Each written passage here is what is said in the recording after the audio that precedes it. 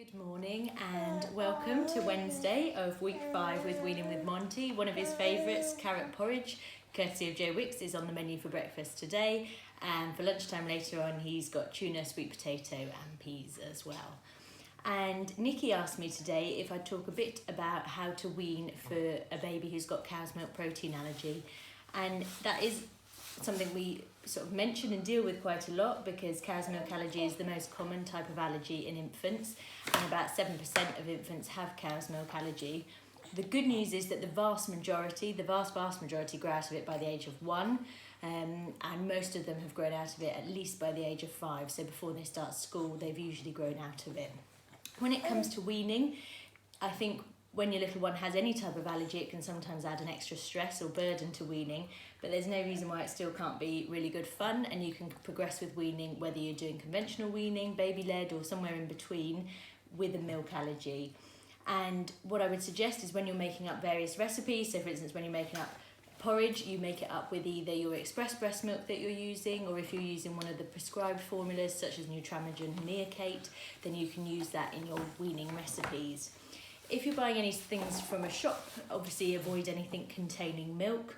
And if you're looking for things like yogurts and custards, which are great weaning foods, actually you can go for yogurts like soya yogurts, coconut yogurts, almond as well, and they'd be an absolutely fine choice to have and good for getting them used to the textures as well. And the idea really with cow's milk allergy is to continue avoiding milk, and it's either, depending on how your baby has reacted to the milk, it may be when they've done 6 months milk free, or after the age of 1 you start to think about reintroducing milk in. And there's some really fantastic resources around weaning fact sheets at Allergy UK, so I'd recommend having a look there. And when it comes to reintroducing milk back in, then at that point we use something called the milk ladder, don't we?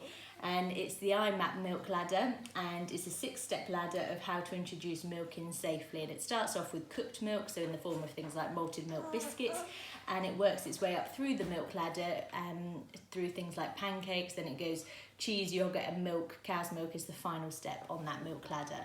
So with regards to weaning, just make sure you avoid anything that says may contain milk, and make up their food or any recipes that you're doing with your prescription formula, and using those milk-free or those dairy-free alternatives is a great choice.